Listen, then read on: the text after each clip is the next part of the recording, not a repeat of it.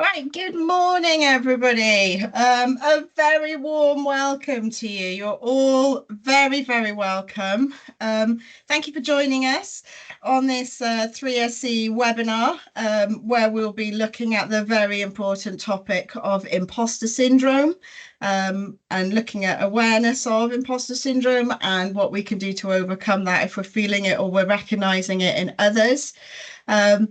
As always, for those of you who don't know me, my name's Catherine. I'm director at 3SC. And this morning I am joined with, we've got a treat for you. We're joined by Jess Jury and Tony Adamson.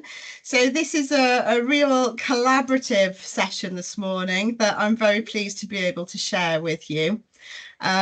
So Jess is one of our neurodiversity coaches at 3SE, one of our very own. She works on a contract in London, supporting people who are on probation with the probation service in London. Does some great coaching and some great work to help people address their reoffending.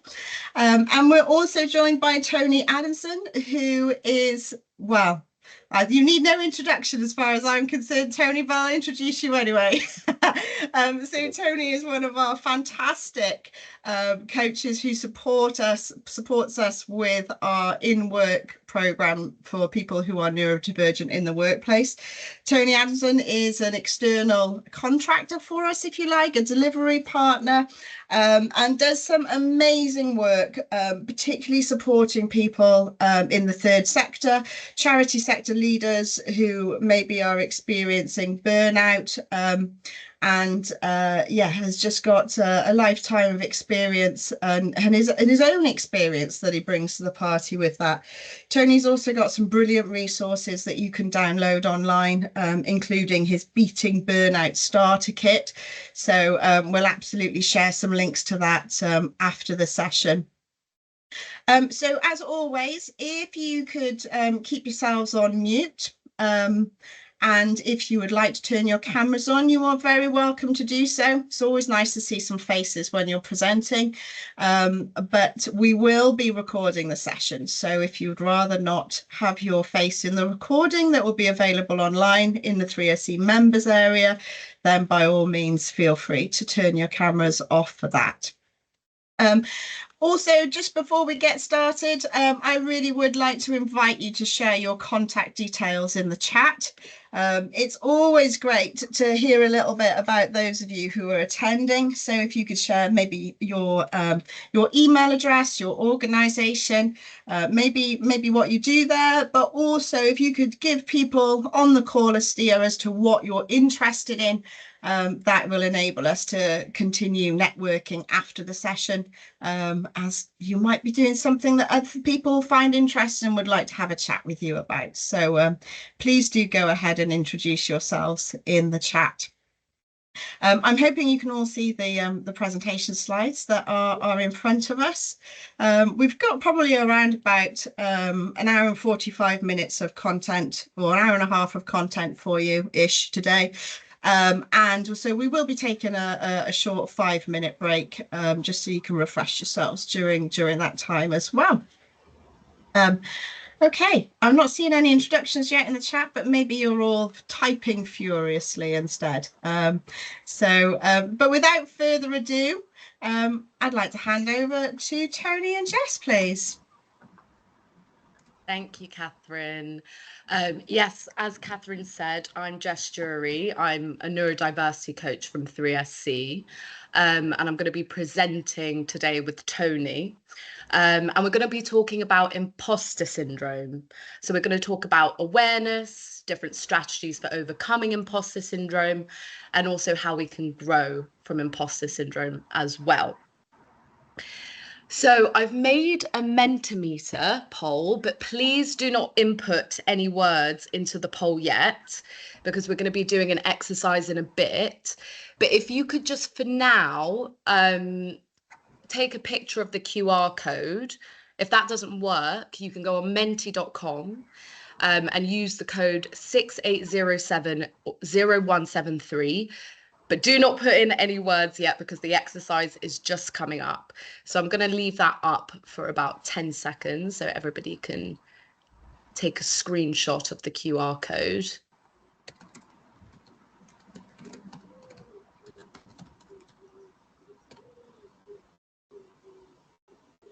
Okay. Ah, somebody says they can't see the presentation. Is that the case for everyone? I can see it, Jess. You can see it? David, I'm not sure what's going on, but perhaps if you come out and then go back in to the meeting, it might be able to work. Sorry about that. Okay, so the agenda for today. We're going to talk about the origins, the psychology, and the causes of imposter syndrome. Then we're going to talk through some facts and figures. Then we're going to talk about the different types of imposter syndromes that come up. We'll talk through imposter syndrome and how it shows up in the workplace.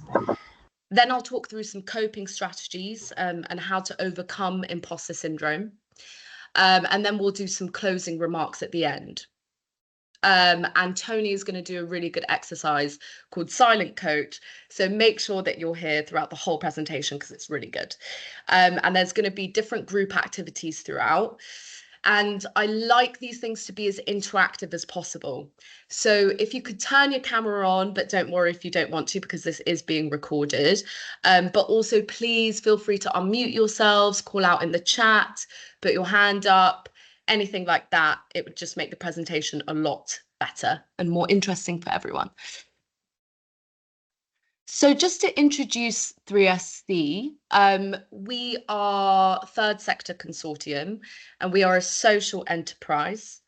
And we've been established since 2009. And we've delivered neurodiversity coaching programs for the last 7 years. So we deliver neurodiversity coaching to people on probation, people who are employed, and also people who are unemployed. So in terms of the employment piece, we see imposter syndrome coming up a lot. Okay, so remember I told you to take a picture of the QR code. So now I'm going to stop sharing my screen and I want everybody to start inputting what words come to mind when you hear the term imposter syndrome on Mentimeter. Hopefully this works. So I'm going to start sharing my screen instead. Okay. So everybody start inputting what words come to mind when you hear the term imposter syndrome. So I can see already people have put fake, competency, false, guilt, stupid, self-sabotage, self-doubt, fraud, indecision, low self-esteem. Fake and fear are coming up as being quite a common one for people. Being found out, confidence, lacking, fake it till you make it. Okay, cool. It looks like doubt, fear, and fake are the words that seem to come to mind for most people. Jesper, I'm just curious to know, for people imposter, are there any physical manifestations of it for people on the course? Of imposter syndrome? Yeah. Yeah. I mean, I think it would manifest differently for different people, but it might come up as being short of breath. It might come up as feeling a bit shaky. It might come up as having butterflies in the pit of your stomach. So I think it's different for different people, but there's social comparisons as well. Somebody's put guilt as well, hiding. Okay, brilliant. Thank you everybody for sharing. I'm going to stop sharing my screen. Catherine said stress and all the physical symptoms that go with it. Yep. Headaches, muscle aches. What's MDS, Catherine? I don't know what MDS stands for. Oh, that's my dyslexia playing up with me. They're musculoskeletal Dystrophy? difficulties. Yeah. Difficulty? So basically, kind of backaches, kind of shoulder aches, though neck aches, those sorts of things. Muscular, well, I can't even remember what the D stands for now, but yeah, that sort of stuff I was thinking. Yeah, definitely. I know for me that I get tension in my neck a lot when I'm feeling stress, and that tends to accompany imposter syndrome. Okay, thank you everybody for sharing your words. Hopefully you can see my slides again. So what is imposter syndrome? So imposter syndrome is not an official psychiatric diagnosis in the DSM-5. So the DSM-5 is a diagnostic manual which mental health practitioners can use to diagnose patients with psychiatric disorders. So essentially, imposter syndrome is not seen like bipolar disorder or schizophrenia. It's more of a phenomenon that people go through, but is very much a reality for people nonetheless. So what might people with imposter syndrome feel? So just call out in the chat or unmute yourselves. What do you think people with imposter syndrome might feel?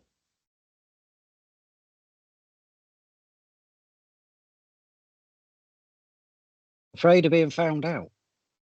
Afraid of being found out.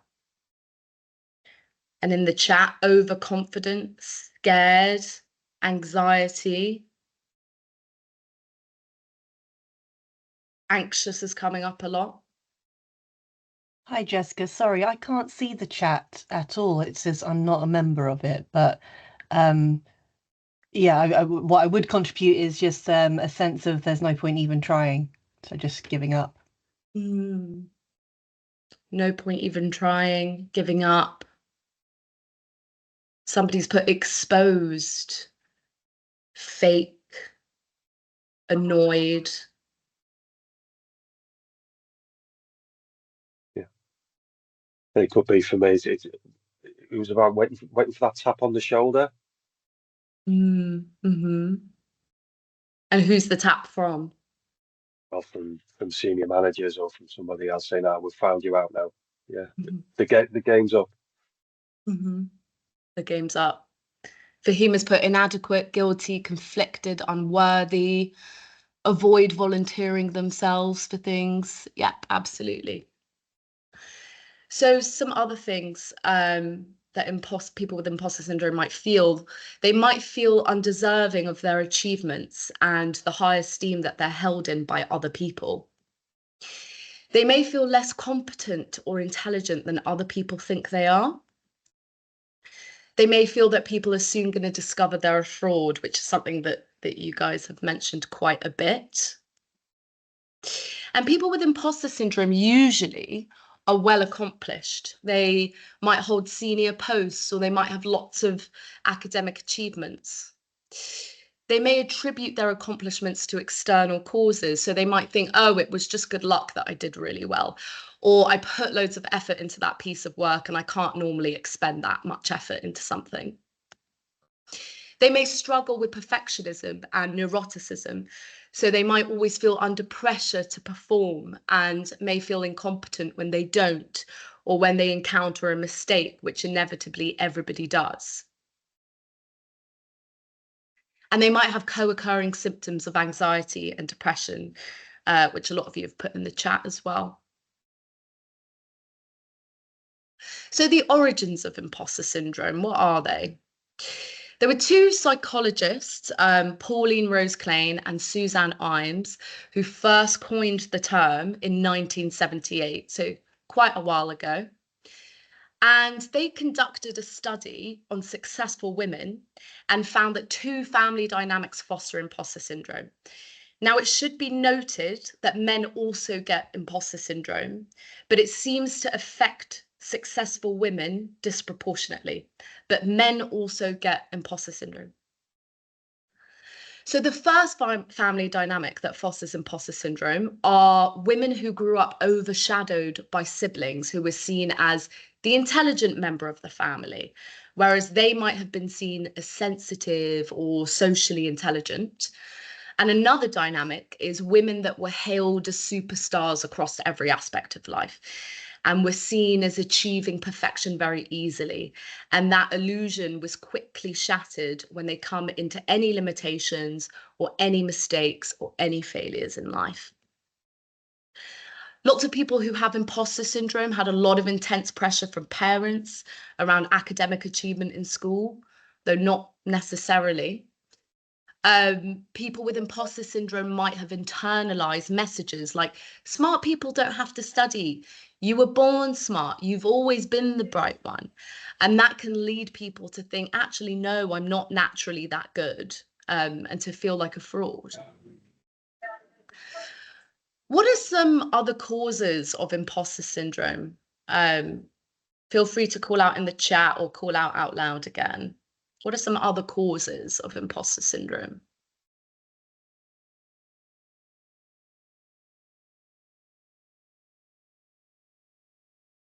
Could we look at things like maybe volume of work, so that you're kind of being stretched beyond your means, and you might be fully capable of doing all of those things that you're asked to do, but you can't quite see clearly because you've got so much on your plate potentially. Definitely. So having a lot of work pressure and stress might make you feel like you're not capable. Somebody's being put on a pedestal and having unrealistic expectations, definitely. And then also cultural or social identity pressures. That's a big one. Corinne's put lack of experience in new role with certain tasks. So definitely trying something new and feeling like you're not adept at it straight away can cause feelings of imposter syndrome. Anybody else? I think we have this thing as well where it's not okay to fail. And that, so if you fail, that you feel like that, everything spirals out of control and you haven't done a good job. And actually it's important that we fail, because it's important we learn from those experiences and we try out new things, and we're able to be brave with taking risks to see if things work. Yeah, absolutely. Another thought I had was that it depends on your environment as well. If you're in a very nurturing environment with a supportive kind of network, then you will feel less worried perhaps of admitting when you're struggling. Whereas if you're in a very pressurized environment where there's fear, there's a lot of judgment, you're more likely then to clam up and not want to express difficulty, and therefore feel more like you can't cope. Yeah, absolutely. I would say in previous work environments, I've definitely felt feelings of imposter syndrome.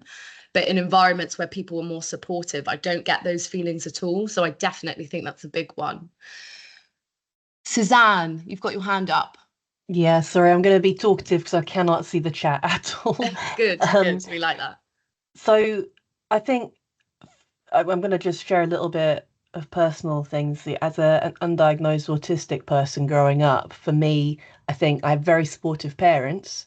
And then that jarring experience of not getting that support outside of the home and school, and not understanding those social cues, led to feeling rejection, feeling like an outsider, not understanding what it was about me that made it hard. And that has carried through into my working life for sure. So if I've got colleagues around me who they have a certain, it's like cliqueiness. That's how I read it. I know it's not as always, but you read it like that. So you feel on the outside, and that it doesn't matter how capable you might be. If you don't feel socially accepted, then it undermines all of that. I really appreciate you sharing that, because definitely I see in my clients, ADHD clients, autistic clients, having that different way of thinking can make people feel like they're not enough, or that they're not smart. Feeling socially excluded can definitely lead to feelings of being a fraud. So thank you for sharing that. Tony's put unsupportive workplace culture. Yes, sink or swim, blame and shame culture. Definitely. Thank you for sharing that, Corinne. So a couple of other causes of imposter syndrome. So having depression. So depressed people can often feel unworthy and have low self-esteem, and that can fuel feelings of inadequacy and self-doubt. But also, you know, you could say having imposter syndrome can cause depression. What comes first? It's not that clear. We've mentioned already having a perfectionist attitude and an unwillingness to make mistakes. So if you've experienced a lot of successes and then suddenly you've made a mistake, that can cause you to question your aptitude. Then you've got comparative thinking. So feeling like you don't measure up to peers or other people who are high achievers. Negative self-talk. So some people naturally focus on weaknesses rather than strengths. Actually, I think that's quite common across all human beings. So we tend to kind of weigh the negatives more highly than we weigh the positives. And then there's external factors, which I think Fahima mentioned. So societal expectations, you know, gender roles in particular cultures might make people feel unworthy or less than or unable to meet expectations. And then an interesting one is calling attention to success. So, you know, receiving awards or passing exams or being promoted or told that you're really good. That can cause people to feel like a fraud because they might think, I don't know why I'm getting all these compliments. You know, I haven't really done anything. Or, you know, I did put in a lot of effort, but I can't expend that effort every single time. Stella said being unvalued as a volunteer in an organization, even despite having the professional and having the skills. Definitely, I think employers have a big role to play in whether their employees feel like imposters or not. Okay. So some facts and figures. So a YouGov poll said that 66% of British people have difficulty accepting compliments and praise from other people, including 16% saying they find it very difficult. So that's kind of a core trait of imposter syndrome, not being able to accept compliments. And it seems to be quite a big problem in Britain. Now, before I go on to the next stat, I just want to get you guys to guess in the chat. What percentage of British women do you think say they have trouble accepting compliments? And what percentage of British men have trouble accepting compliments? Just have a guess in the chat.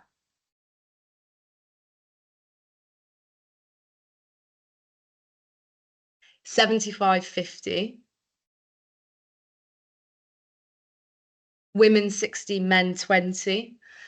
Ryan says 90. I'm assuming that's 90 women.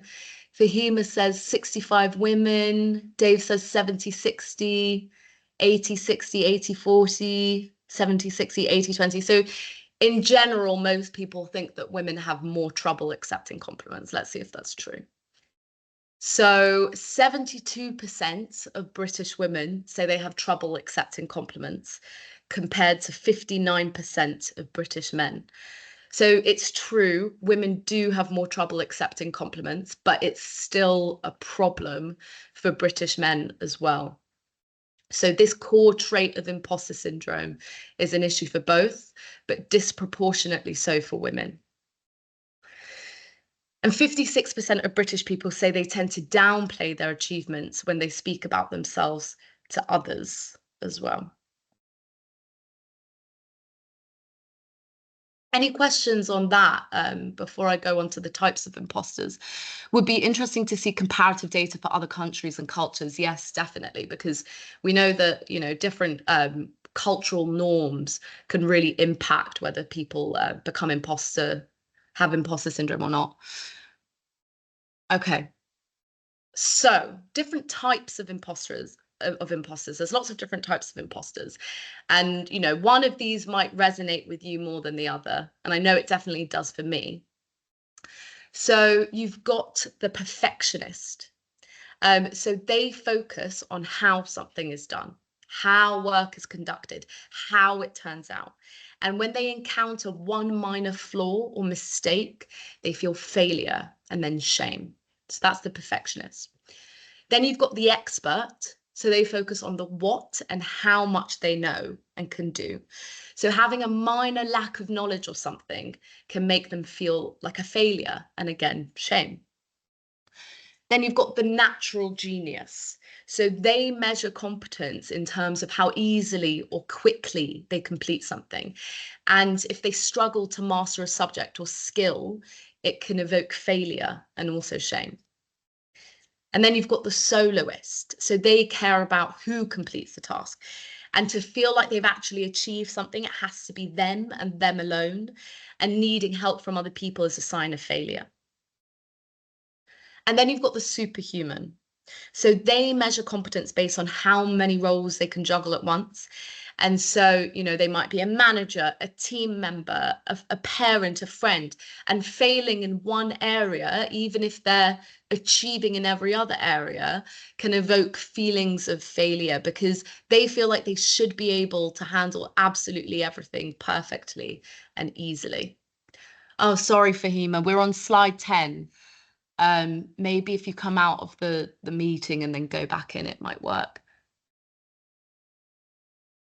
Okay, so I'm moving to slide 11 now, but yeah, do let me know if the slides aren't moving whilst I'm speaking, please. So just feel free to call out in the chat or call out loud. Do any of these categories resonate with you at all? Or do you feel like you're kind of a mix between different categories? Got some thumbs up. Lots of thumbs up. Martin says a mix. Yeah, I definitely think I'm a mix as well. I think I'm a mix of the soloist and the perfectionist. I don't like making mistakes. Stella also says mix. Sean says superhuman. Fahima says, am I the only one, as I'm totally opposite to all of it? Can you explain, Fahima? I don't know. I'm not a perfectionist. I don't really have an issue with anything. I'm quite confident. I can say what I need and I can accept my mistakes. I don't know. It just feels like, yeah, I don't really resonate with any of it, but I understand it. Yeah. Well, first of all, I think that's amazing. And I wish I was like that. And I definitely think these things come from a lack of confidence. And like you say, you have that confidence and you're okay to make mistakes. And sometimes it's about framing, you know, not seeing mistakes as being an indictment of how intelligent you are or how skilled you are, but as being a reflection of growth or maybe stepping outside your comfort zone. So I definitely think your mindset is the best mindset to have. Yeah, Martin says I need to be more like Fahima. Definitely. Fahima says I've been on many development courses and working on myself for many years. Yeah, that's great. And hopefully after this webinar today, people will feel a little bit less unconfident and have slightly less imposter syndrome feelings. I really hope. Okay. So how does imposter syndrome show up in the workplace? Again, do people just want to call out or write in the chat?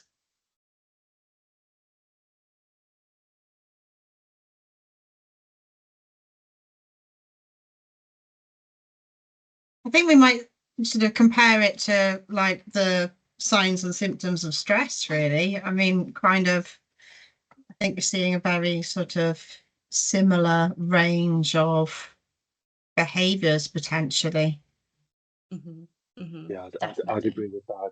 From the word cloud earlier on, there's a lot of fear, anxiety, you know, which are all classic symptoms and signs of stress. Mm-hmm. Yeah, the classic symptoms of fear, stress.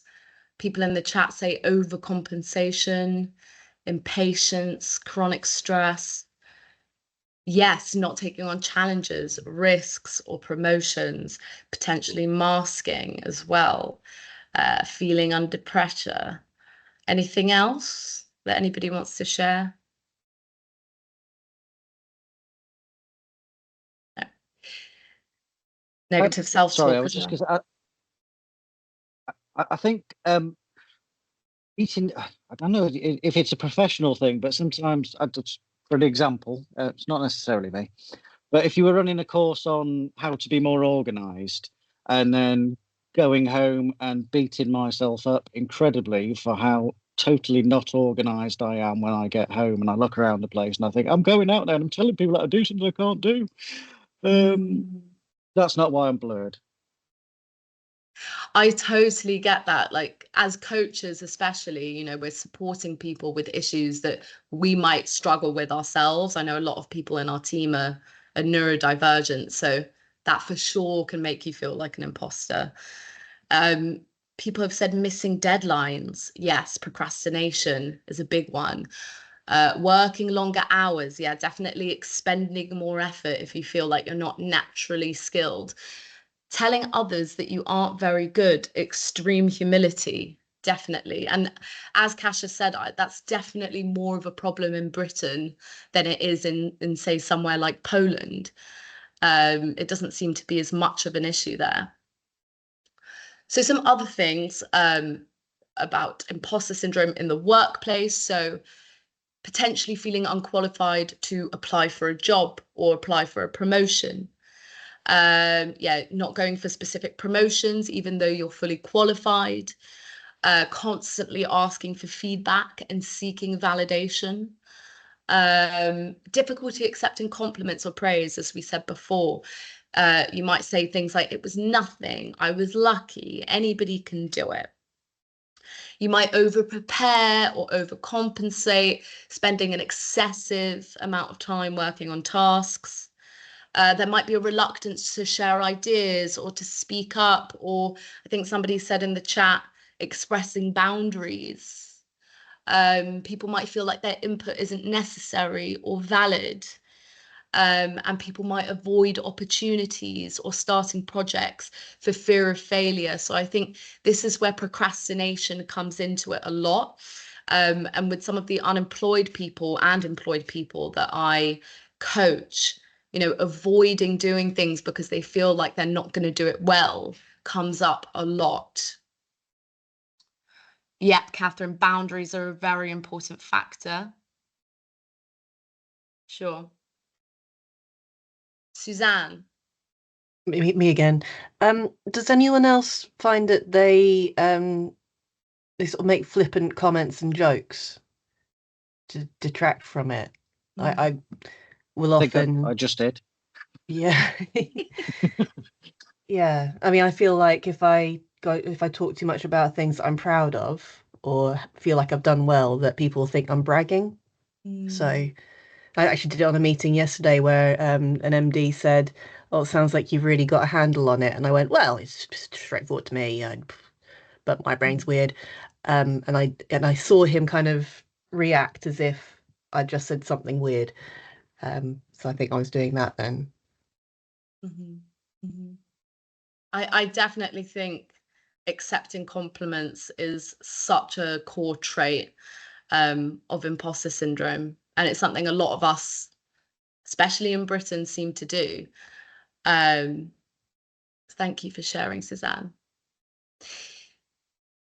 So we spoke about what might happen to employees who feel imposter syndrome, but why should employers care about imposter syndrome? Why do you think it should be important for employers?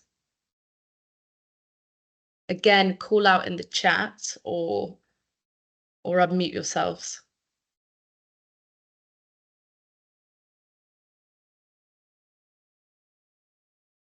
Corinne says, getting the most from their employees. It's a core part of, you know, even getting a job. You know, you're expected to speak about yourself positively and blow your own trumpet. And, you know, there's I think that I read some stats years ago that women will only apply for a job if they match 90% or more of the the criteria for the role. Sorry, it sounds like we're bashing men this morning, but men will apply for a job that they'll be able to match 60% of. So you know, even getting the job to start off with is you know, this is part of it, isn't it? So yeah, definitely. I've definitely had that experience of thinking, oh, there's just one thing that I haven't got, and that immediately puts me off applying. So yeah, I've definitely experienced that myself. Martin says losing talent if they resign, yeah, and not filling roles internally. Paula says understanding employees. What sorry, could you just elaborate on that, Paula? Yeah, morning. Just so that if employers understand kind of their employees' emotions and feelings, I think, you know, you work with them to get better out of them. Definitely. Thank you, Paula. So, you know, you all mentioned why employers should care. Those are all really good reasons. A couple of other things is, you know, productivity loss. So imposter syndrome can cause people to over prepare, to second guess decisions, and spend an unnecessary amount of time on tasks. So it definitely would cause productivity in a company. Then there's burnout and absenteeism. So if people are feeling really stressed and anxious, according to these statistics from the Executive Development Network, that might cause employees to take an average of 1 extra sick day per year. And for Gen Z people, that might move up to 2.6 additional sick days per year. Martin mentioned something about talent pipeline disruption. So if people are feeling really unconfident, they're going to shy away from career development opportunities. They'll shy away from promotions. So according to these statistics, around 45% of people avoid promotions or new challenges because of this fear that they have that they're not good enough. And then you've also got staff turnover. So again, according to these statistics, imposter syndrome contributes to 12% of job quitting decisions, while 26% of employees who leave a role cite it as an influencing factor. So as you can see, not only does it matter for employees that we understand imposter syndrome, but as an employer, this is something that you should care about as well.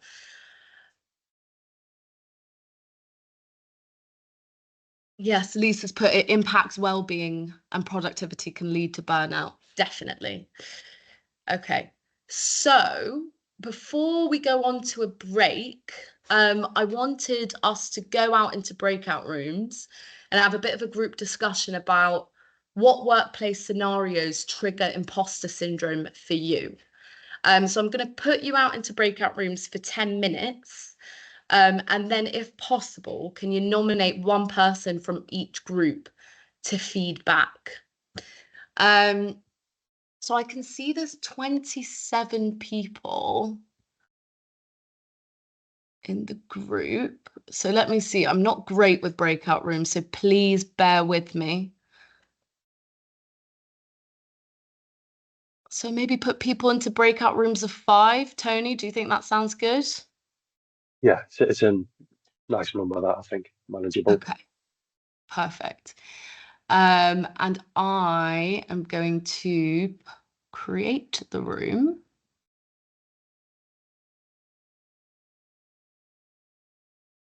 Okay, and let me just put a time limit of 10 minutes. Sorry, I'm thinking out loud here.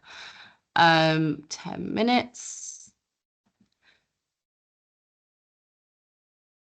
Can I just ask, while Jess is doing that, can I just ask just a general question to reflect on, I think?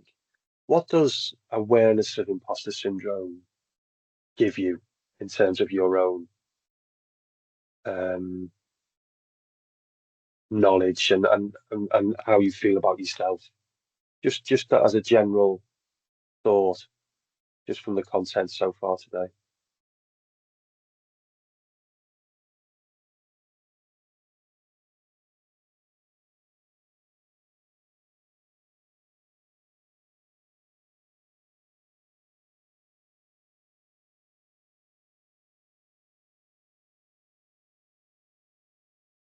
You say that again, Tony?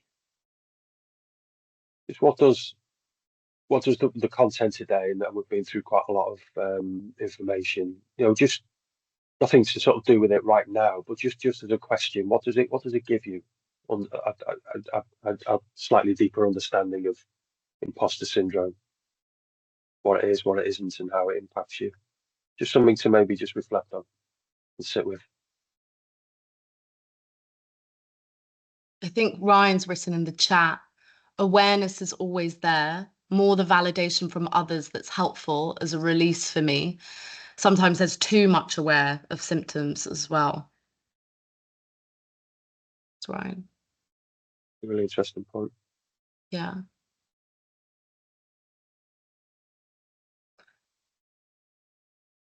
Okay.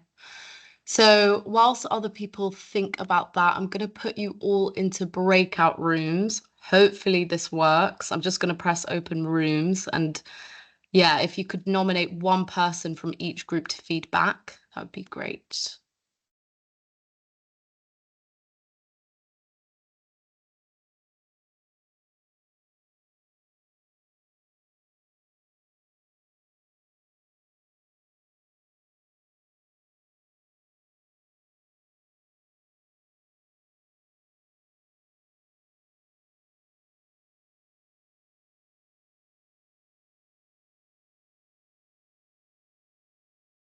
Okay. So is this our group? I think it must be. I didn't see myself move. Oh, look at that dream team. I know. I was just watching Hey, other Dave, people how you move. And I was doing? like, am I going to be on my own? Thanks. Nice to see you. Loving the shirt, Dave. It looks like Oh, you're cheers. in a tropical paradise there somewhere with the sun and the plants behind you. It's the amazing Wibble. Lovely.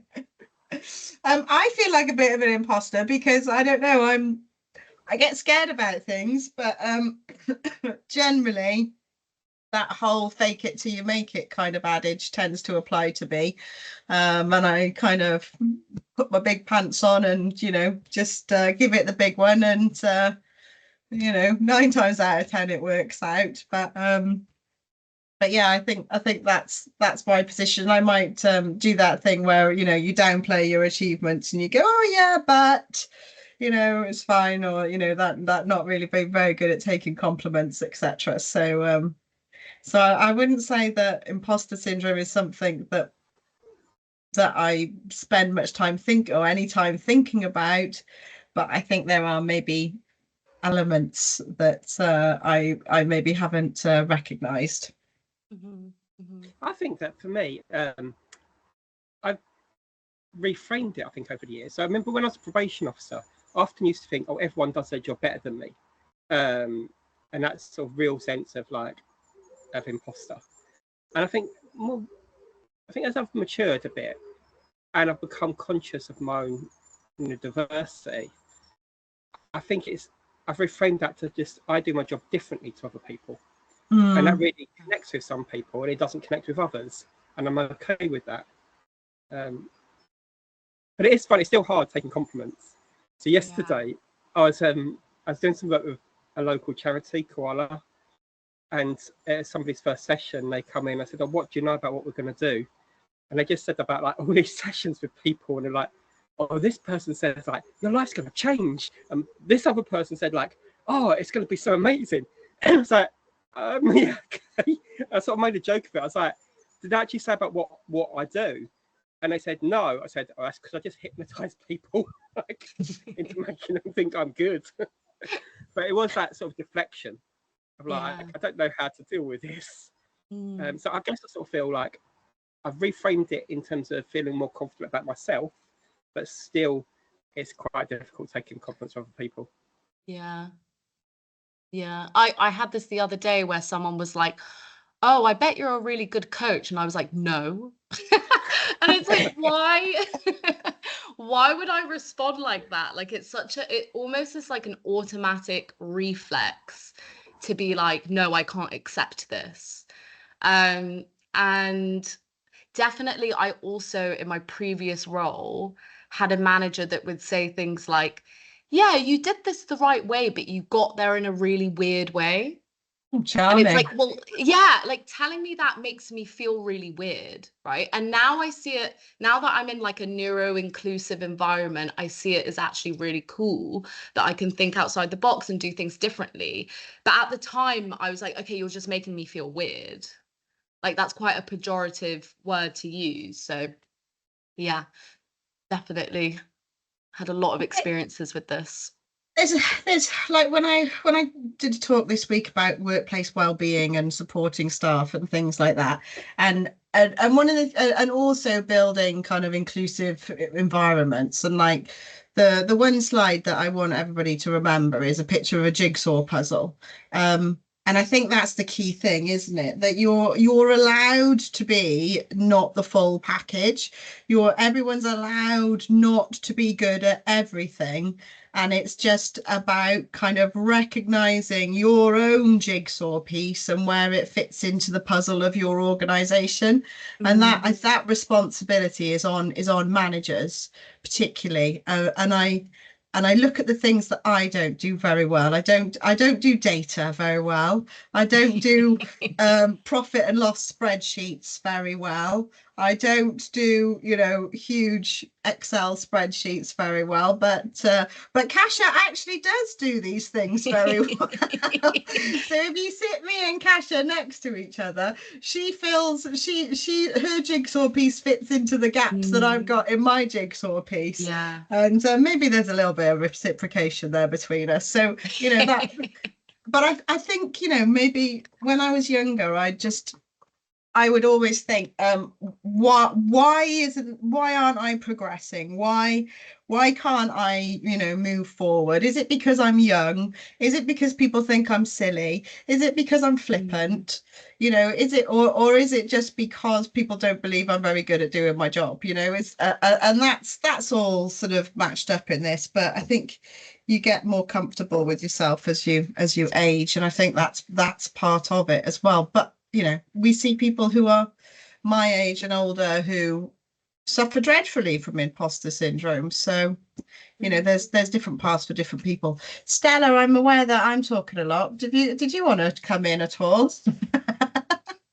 Yeah. I think for me, it's when somebody says about my organisation how well it's done and the achievements that we've made and how I should feel proud. And I find it, sometimes I question, is it patronizing or should I really accept it? And I think that's because I know that, like, behind the scenes, I'm like, the swan that glides on the top and the feet are paddling like mad underneath. And I think as well as that, there's this double thing where like conditioning has made me feel that I'm not, I would never achieve what I achieve, even though in my head I've had dreams. And so like throughout school and college and, do you know what I mean, being told that you're not going to achieve. And so there's all of that. Plus I feel guilty as well because my colleagues and people like me have not necessarily had the opportunities that I've created, I guess, for myself. And so there's always this humble thing. I'm always sort of feeling, like I should just be humble. Yeah. Definitely, in terms of like not wanting to make other people feel bad about themselves by being proud of your own achievements. Yeah, I get that feeling. We're always taught that showing off is a bad thing, aren't we? But then in the work environment or an interview environment, that's exactly what you got to do. So you spend your whole life being told not to be bossy, not to be a show off, not to be too big for your boots. But then, then you got to turn it all on. So it's like the opposite to your natural conditioning, as Stella was saying there. It's just a crazy thing, really. Yeah, it's definitely hard to toe the line between coming across as self-assured and coming across as cocky. Yeah, like it's really hard to toe that line. And then I think most people just fall into, I'd rather be less cocky than more cocky. And yeah, that's not a good trap to fall into. Perhaps we should reclaim cocky. Yeah. Arrogant. I Got think a it's one of those massive things you ego, can but I'm going to reframe. reclaim ego. I think it's one of those things you can reframe, because I did a session with somebody the other day and we talked about swagger, having swagger. Yeah. And like we used the sort of idea of a walk-on song. What's your walk-on song? Mine would be MGMT Kids, because you've got to have real swagger to walk to that song. Like, and we sort of say, what does that look like in your professional life? Having that sort of like, I know who I am. I don't get everything right, but I know who I am doing this. Mm-hmm.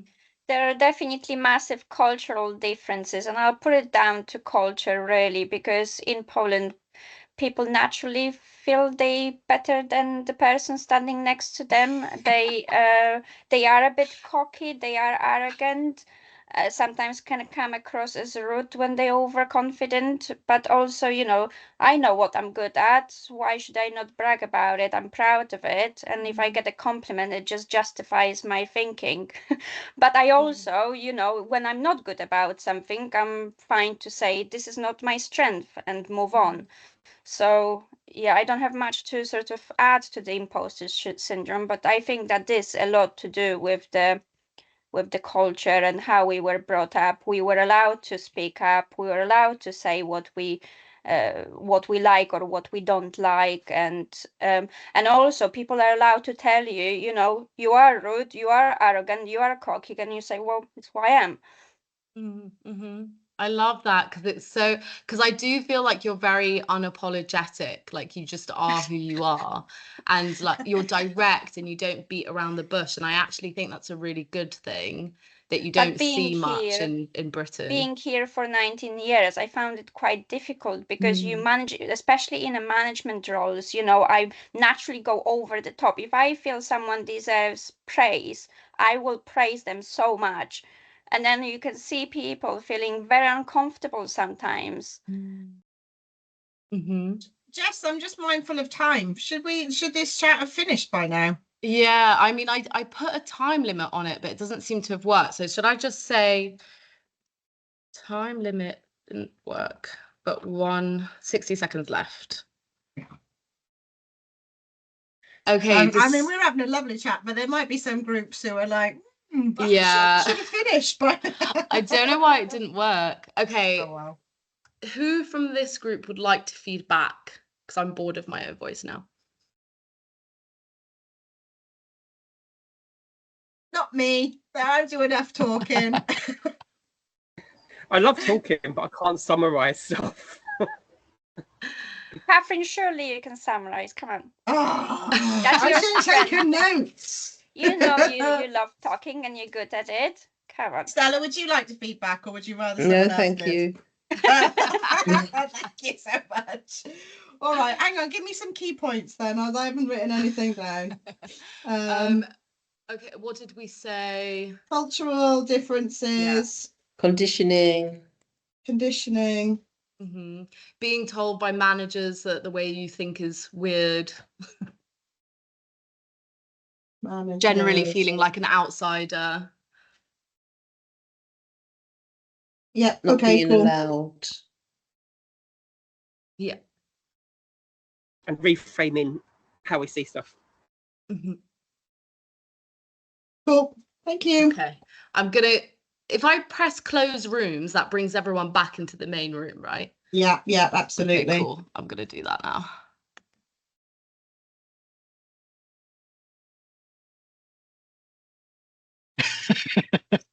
I know.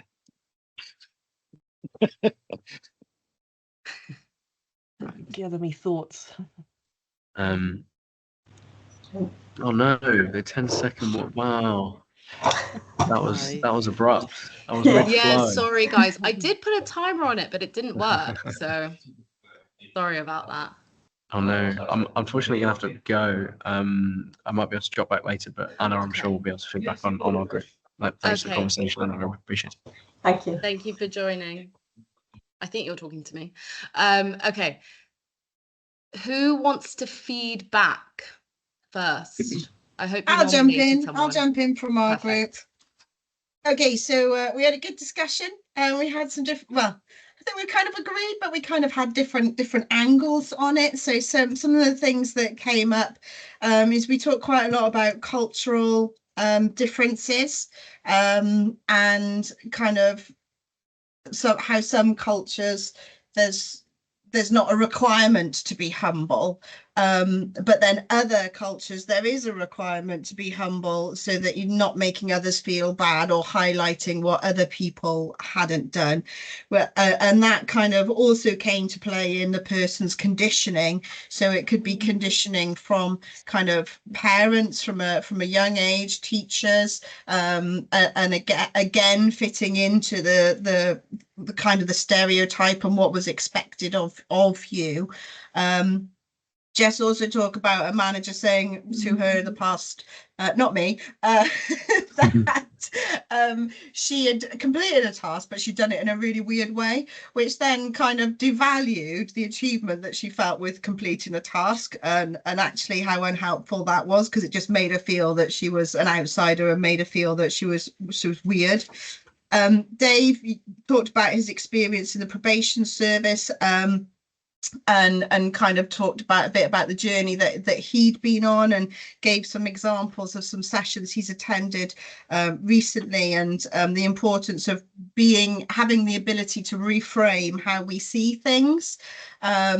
And so that was like a key element. We also spent a little bit of time talking about some of the negative things the things that are perceived negatively about being cocky, about having swagger, and kind of having an ego and being arrogant, but actually, about being able to blow your own trumpet, which is kind of what's required when we enter into interviews and when we're kind of celebrating the successes.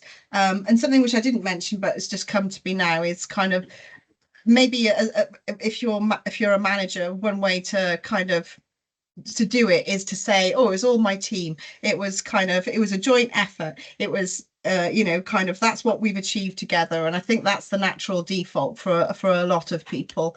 And yeah, sometimes perhaps we need to just accept the praise and hold our space, and own it. So yes, there we go. That was our group. Thank you, Catherine. I'm so glad we nominated you. That was very comprehensive.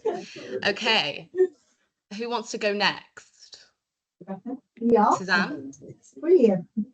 Yep. Obviously, I'm the speaker for our group. So we had a bit of a mix in our group of people who don't have imposter syndrome but want to understand more, and then obviously me, who everybody knows about already. So we were talking about how, as leaders, as managers, we want to understand people who perhaps have a different experience than ourselves. That for me as a leader, I tend to be very open about my diagnoses, about my career so far, about the big things which have undermined my confidence.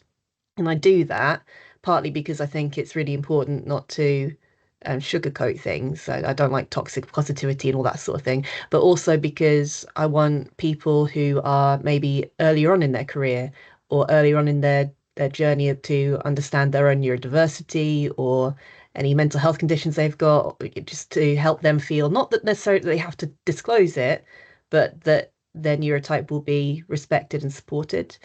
That we talked about how there are some people who are never going to disclose because they don't want to be defined like that. They're not, it's just not how they operate.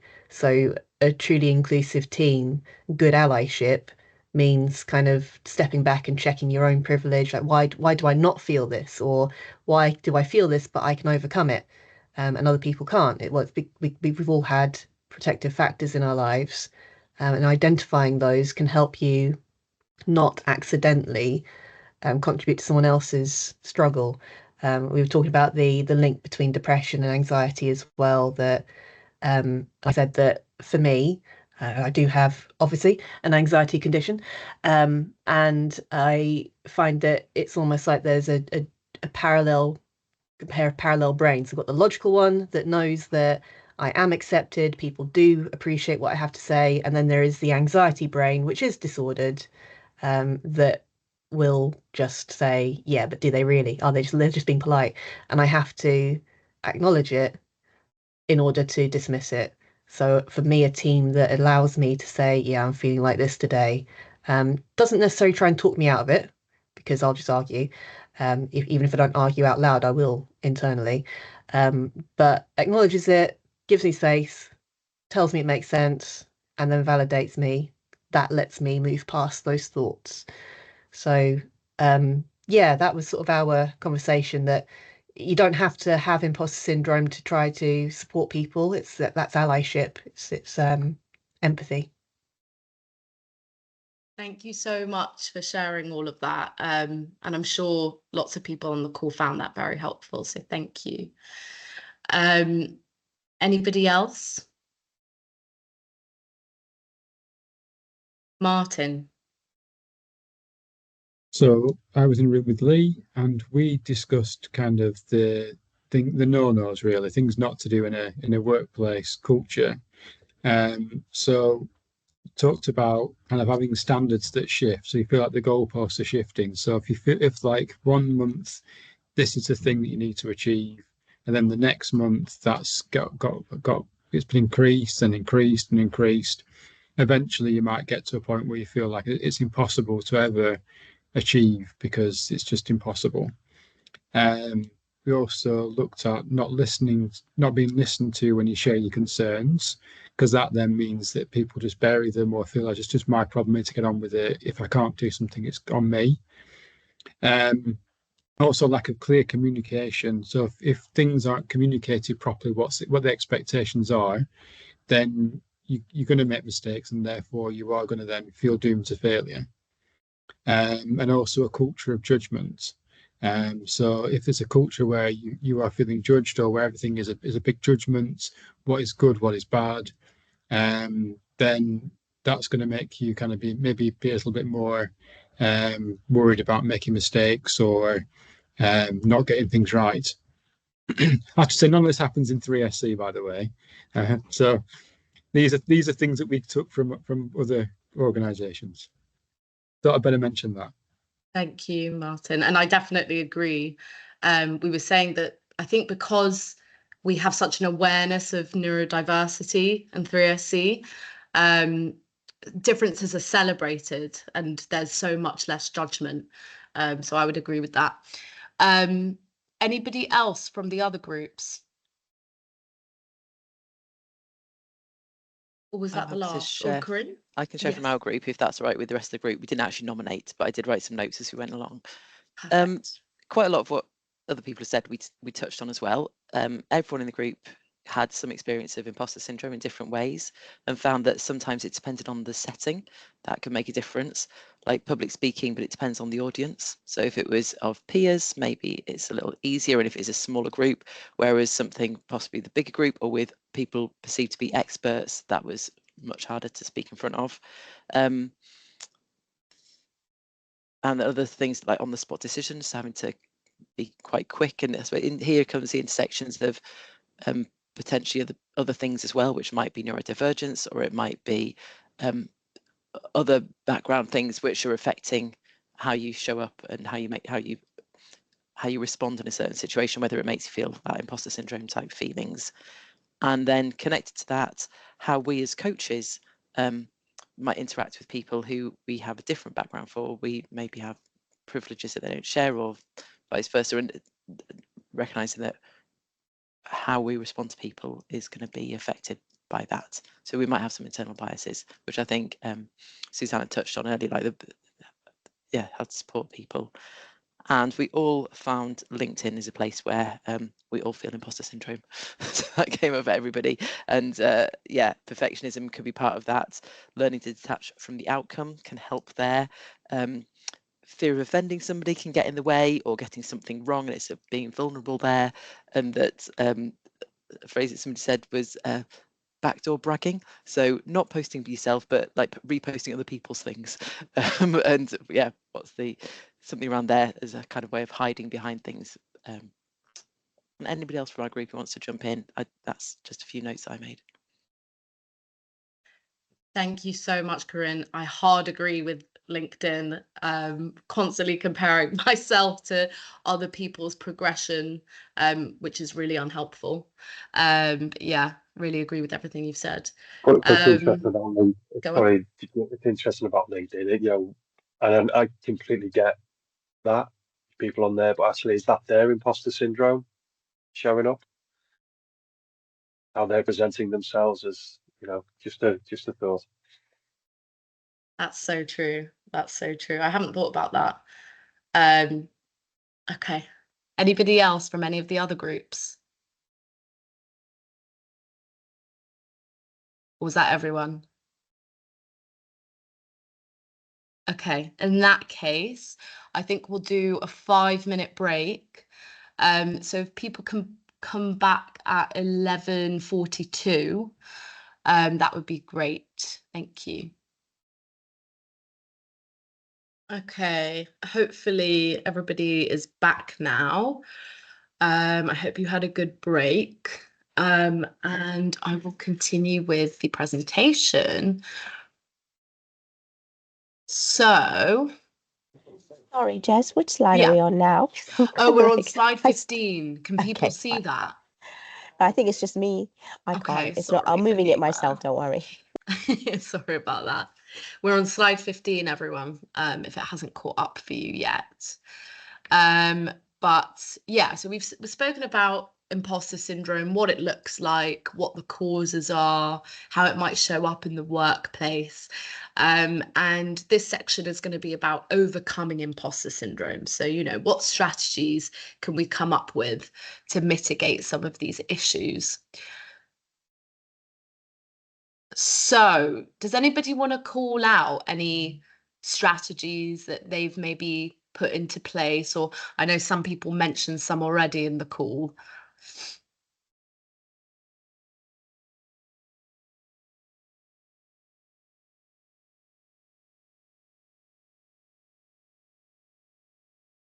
Thanks, Catherine. There's a sync to presenter button if you find you're not seeing the right slide. Right now we're on slide 16.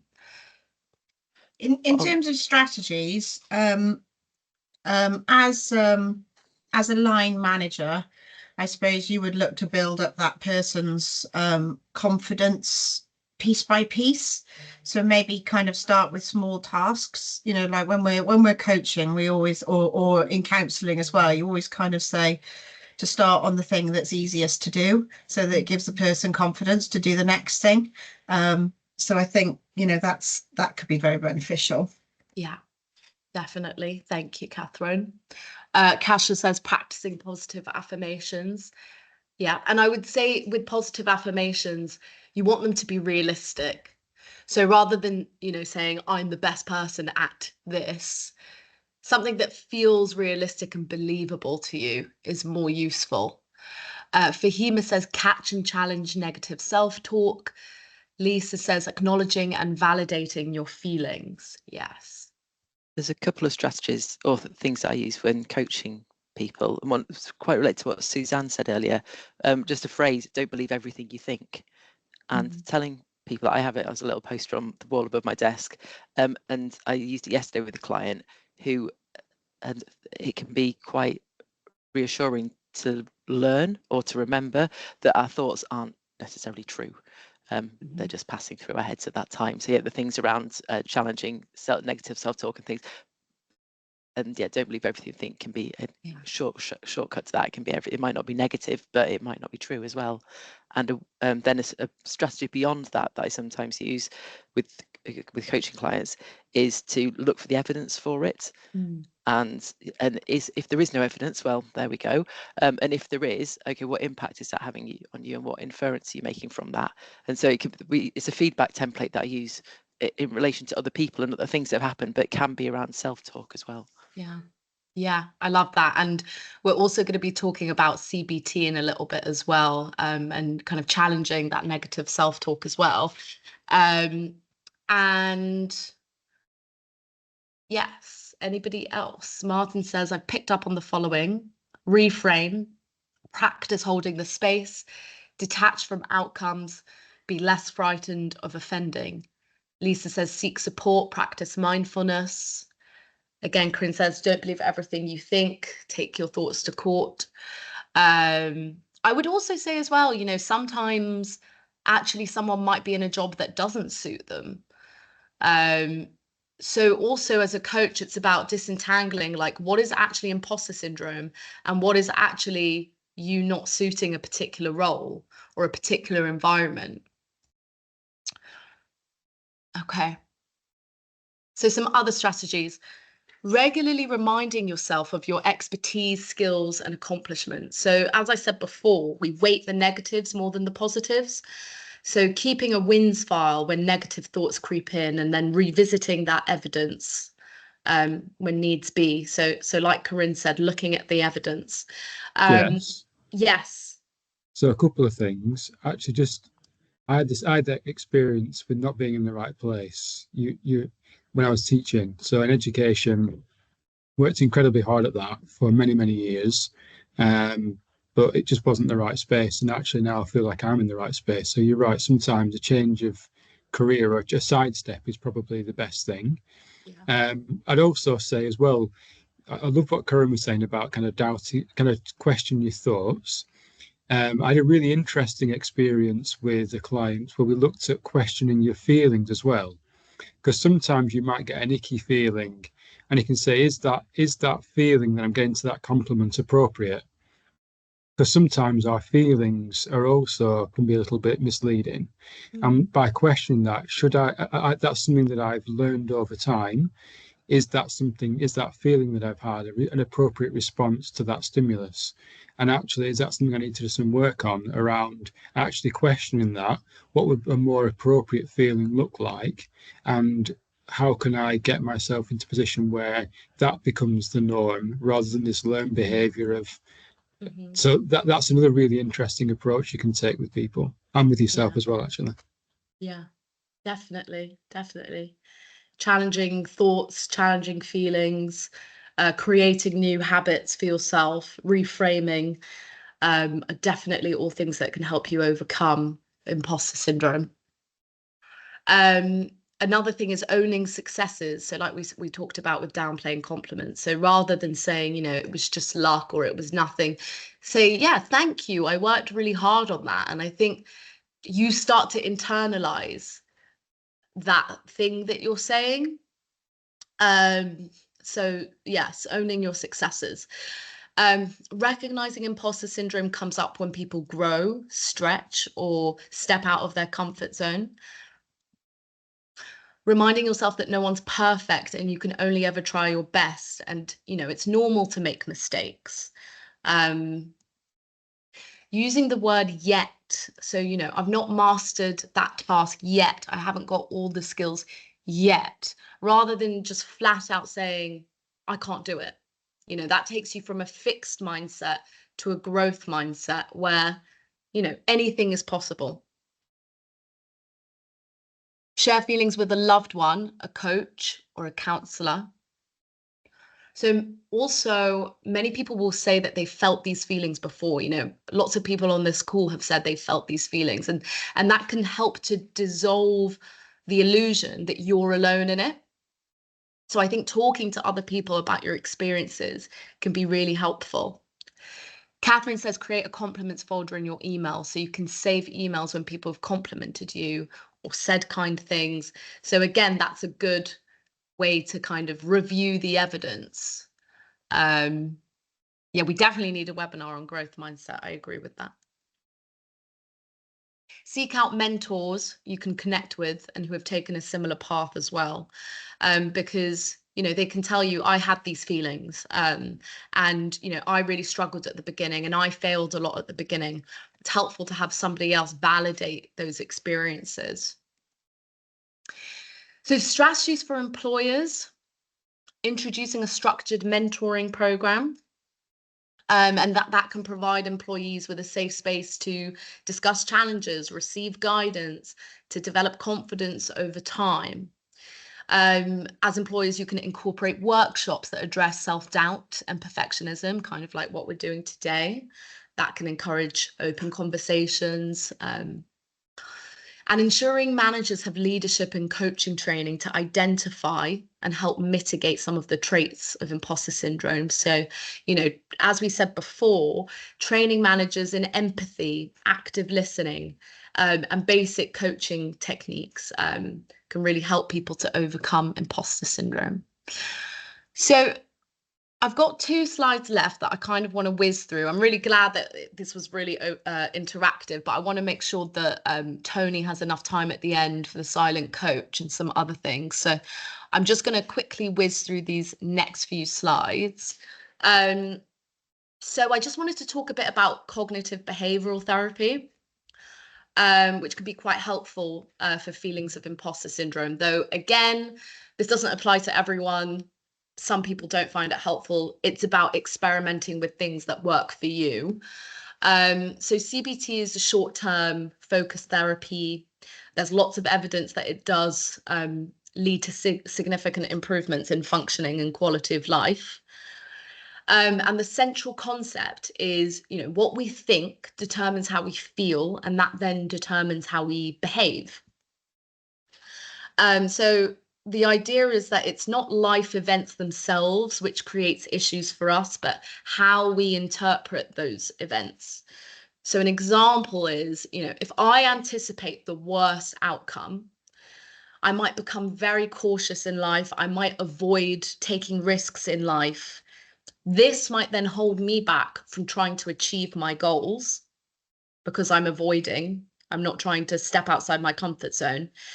That then makes me feel sad, unfulfilled. My life doesn't have meaning. And then ultimately the worst has happened.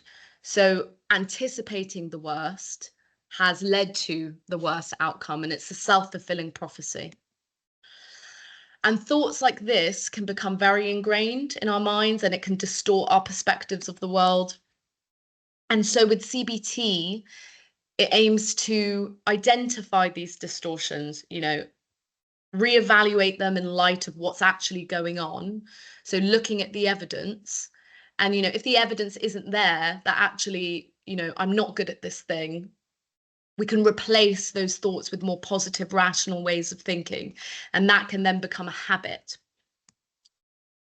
So that's CBT, and there's some resources up there that you can take a picture of, but the NHS has some worksheets that you can do on your own, so you don't necessarily need a CBT therapist or coach. But again, it doesn't help everyone. But I do believe with therapy, a lot of it is, the more you believe in something, the more likely it is to work. So I think give things a chance for sure. And then one more thing I wanted to talk about was acceptance and commitment therapy. So this is about accepting life as it is, both the good and the bad. And it's a mindfulness-based therapy. So the goal is to increase psychological flexibility and help people build a life that's more aligned with their values. And it encourages people to commit to working with their issues head on. So not repressing feelings or trying to change the feeling, but moving closer to the difficult feelings and accepting them. So it's a little bit different. It's different to CBT in that way.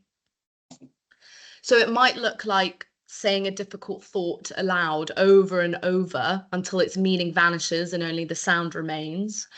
Or recognizing thoughts for what they are. So, for example, changing I am a fraud to I am having the thought that I'm a fraud, and that kind of detaches you from the negative trait. And ACT teaches people to develop a relationship with the things that they struggle with rather than fighting against them. So it's that type of thing where it's like, if I tell myself to stop being stressed, it might compound the stress and I feel more stressed because I'm thinking about it, that sort of thing. And the last bit of ACT is, having a commitment to taking action that brings positive changes into your life. So it's a little bit different to CBT, and it might be more helpful for you, it might be less helpful for you, but again, I think it's good to try different things, try something for 2 weeks, try something for 3 weeks. If it doesn't work, leave it. So there are some resources I've put up there. Again, there are worksheets that you can do. And all of this stuff can be really, really helpful for overcoming those feelings of imposter syndrome and just becoming more aware of your thoughts in the moment, and not allowing yourself to spiral into that negative self-talk. Suzanne says, I definitely use more ACT strategies than CBT. I often feel that CBT ignores the things that I feel are legitimate worries, and CBT can be a negative experience for autistic people. Very good point. They say that for autistic people, ACT can be more helpful. It's more validating and affirming of the things they're going through. So, rather than saying this is just your interpretation of events, it's accepting, actually, this is annoying, this is bad, this is stressful. Again, some people prefer CBT, some people prefer ACT, some people prefer something else altogether. It's about trialing strategies that work for you. Okay, so we've got around 33 minutes left, and I'm going to hand it over to Tony now. Tony, do you want me to move the slides for you? Just put the next one up. That's it. Yeah, that's fine. So thanks, Jess. So what we thought when we were putting the presentation together, and I've used Silent Coach in other contexts as well, it's just an opportunity to actually take something quite concrete away about your own life and maybe an issue that you're challenged with or something that's relevant for you at the moment. So if you just this process may take sort of 10 minutes or so.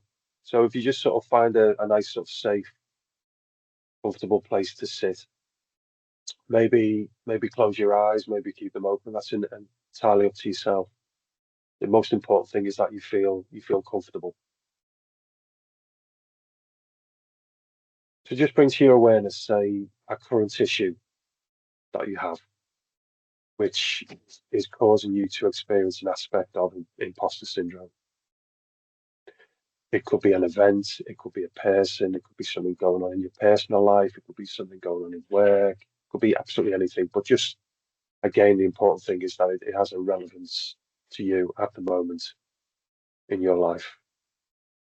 And all I'm going to do over the next few minutes is just take you through using the GROW model. So quite simple, just a series of questions which are aimed to give you a bit more clarity on the issue, how you can manage it, and how you can move into action to engage it. So just think about the issue, just bring it to mind. What would you like to achieve in relation to the issue?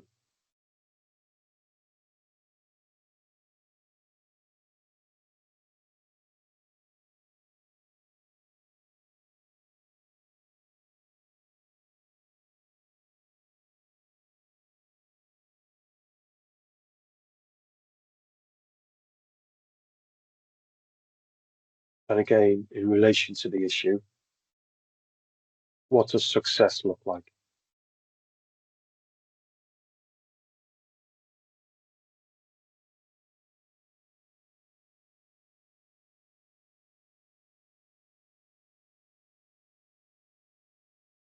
It could be to resolve the issue. It could be just to gain more understanding of the issue, where it comes from, why it impacts you the way it does.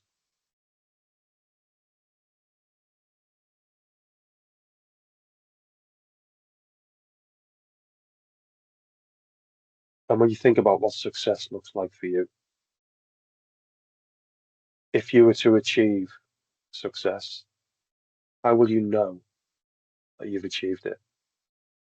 What will tell you?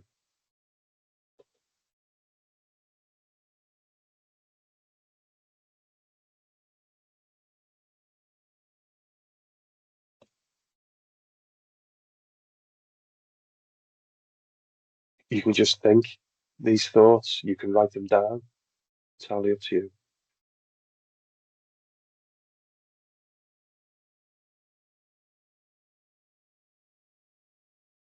So once you've got a clearer insight or a clearer understanding of the issue and what you'd like to achieve,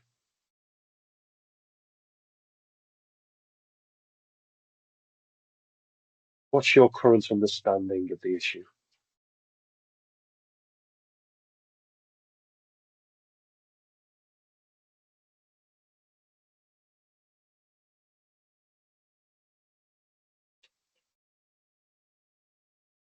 Where does it come from?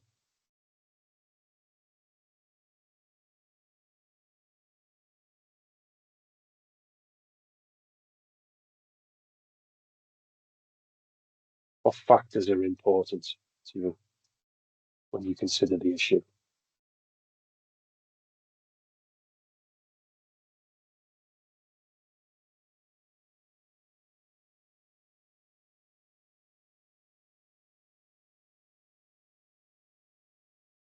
What sense do you have about why it impacts you in the way that it does?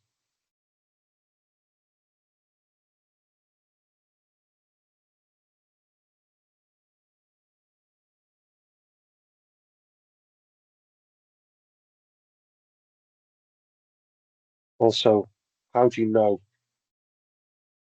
What tells you?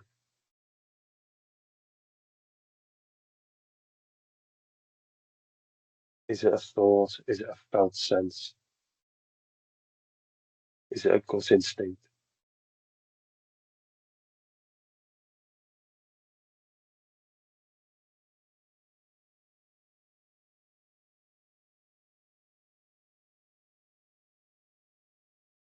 And how does the issue impact you on a day-to-day basis?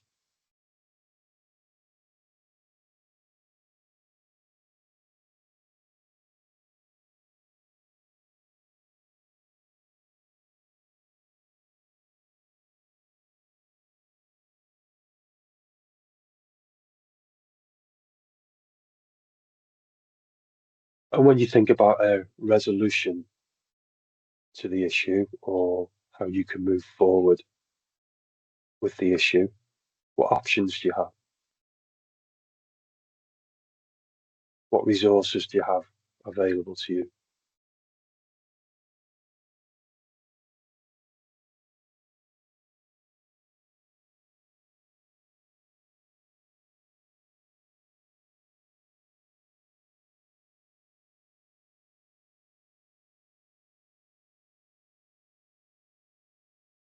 How could you utilize those resources and bring them to bear on the issue?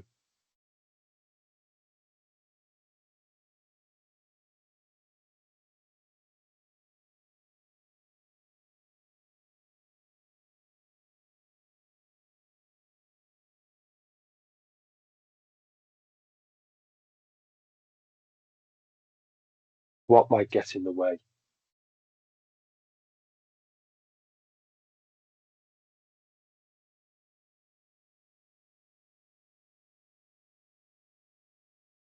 And when you think about what might get in the way, what ideas do you have about how you can manage or overcome any barriers that might stop you?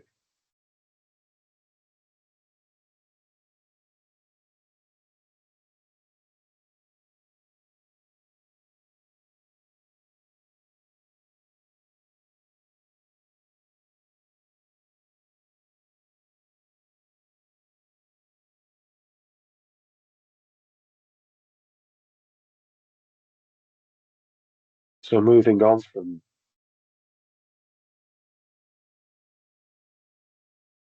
the options and the resources, what are you actually going to do?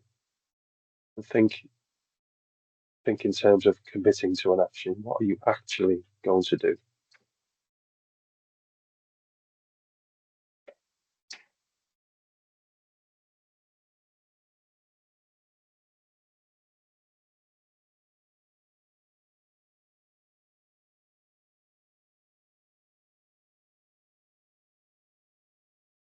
What's the first step that you will take?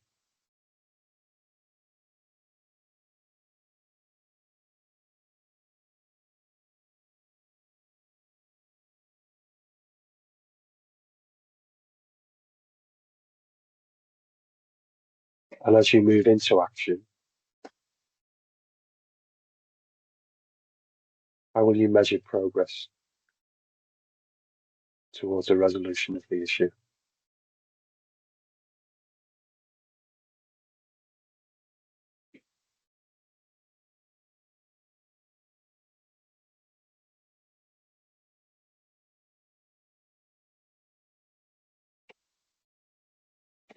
Fully commit to doing one thing, even if it's only a small thing that's going to advance you and take you nearer to resolution to the issue. Doesn't matter how small or how big, just fully commit to doing at least one thing.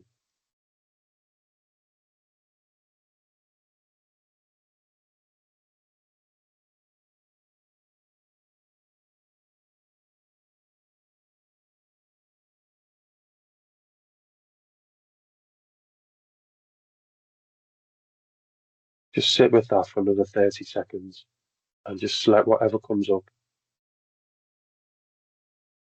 resolve itself in your mind.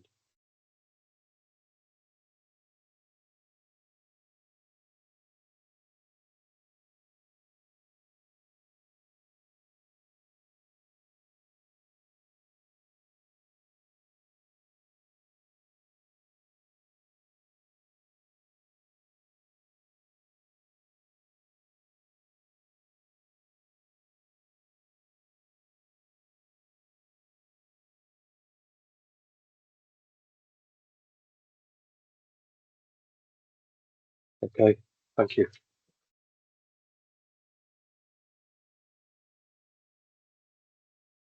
Thank you, Tony. I think everyone's feeling a bit chilled now. Yeah. We're all like having this slightly floaty sort of approach. Just listening to you, Tony, you've got the best voice for that sort of stuff. Yeah, I agree. I've said it before, I could listen to you all day. I'd have a much zen, calm space if I had you as a personal kind of little voice in my ear. With that, I mean, I don't know with anyone, there's no obligation whatsoever, but to share what you were thinking about or the issue that came to mind. But you know, if anyone wants to share or just share a sense of that, did that help in terms of the issue that you were thinking about?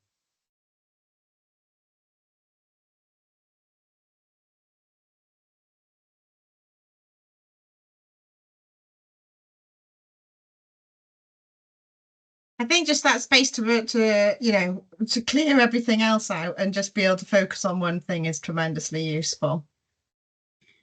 Yeah, I got to say, actually, Tony, that was brilliant. The questions you asked were really spot on, and actually, I started thinking about something that came out of nowhere. It was like, yes, it was. It's from a personal life actually, and I was like, wow, okay, let's do that then. And I've thought of some strategies. I've thought of some different things to do. So it's brilliant. Thank you so much. And for me, as a coach, one of a really important thing is that we help our clients to move into action and actually, you know, create awareness, create a plan, create a sense of forward momentum. But actually, then what are you actually going to do as a result of this? I think that's incredibly important. Thank you, Tony. Thanks so much. So speaking of actions, what 3 things will you take away from this session?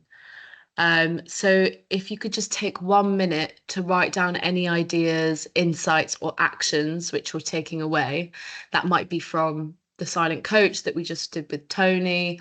It might be from some other section of the presentation. But yeah, I'll give you just 1 minute to do that.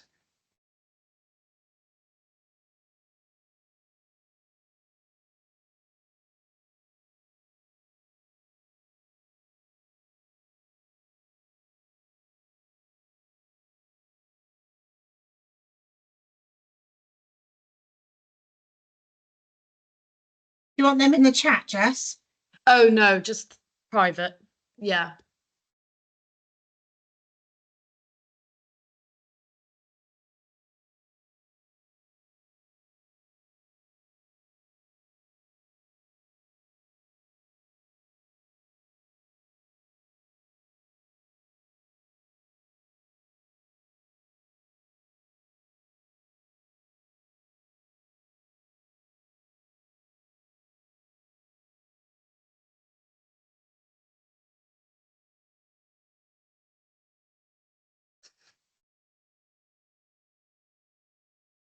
Someone's written in the chat, great stuff, Tony.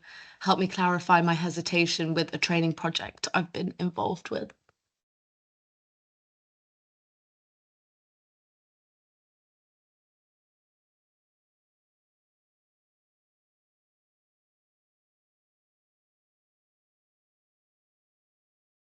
Okay, I'll just give a couple more seconds.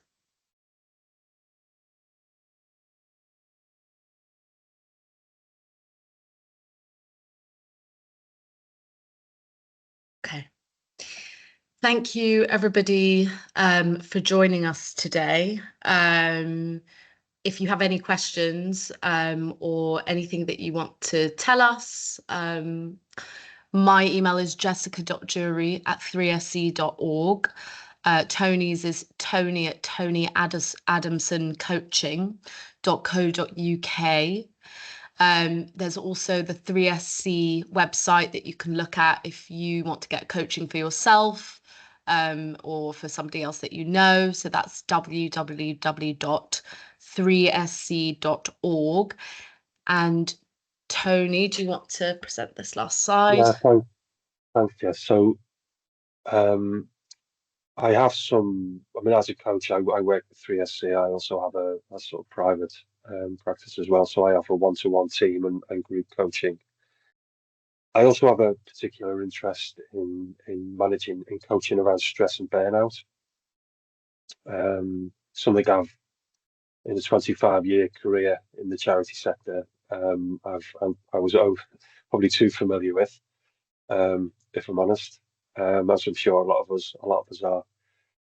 If you just scan that QR code that's on the screen, it will take you to my website, and there's a free resource on there that's downloadable called the Beating Burnout Starter Kit, and it's a interactive document that enables you to start to think about your own stress and what causes it, where it comes from, the stuff around what stress is, what stress isn't, and it encourages you to sort of reflect and sort of just to start to think about your own stress. And I also offer a free introductory breakthrough session or strategy session or a discovery session, whichever language you prefer, where you can start to think about your own journey and your own sort of way through stress and burnout and out the other side. So thanks. I appreciate 3SC giving me the opportunity to let you know about the stuff that I offer. So thank you. Super duper. Well, that was brilliant stuff, wasn't it? Really, really good session today. Slightly longer than normal, so thanks everyone for sticking around as well. Would absolutely endorse what Tony is saying there. He did a session for the 3SC team not so long ago that was tremendously useful, and you know, everybody loves a freebie, don't they? And there are some brilliant freebies that truly make a big impact in organisations available there for you. So that's it for today. I really hope that you've gained as much benefit as I have from today's session. I would draw your attention to the feedback form in the chat. We finished a little bit early, so hopefully you got a good few minutes to get that feedback form done for us, please. Also, if you've got any ideas about anything that has come out of this, like the growth mindset, or other webinar ideas that you'd like to see us offering, then please do get in touch. massive thanks to Jess and Tony. I think this has just been a really fabulous session, and you guys have absolutely done a tremendous job. I hope you have no imposter syndrome over your performance today, because it has been absolutely outstanding. And as you can see from the comments in the chat, you've got plenty of evidence there to endorse that as well. So have a really lovely day, everyone. I hope it's sunny where you are, and you can get a bit of vitamin D today as well. And I look forward to seeing you the next time. So thank you all very much, and see you soon.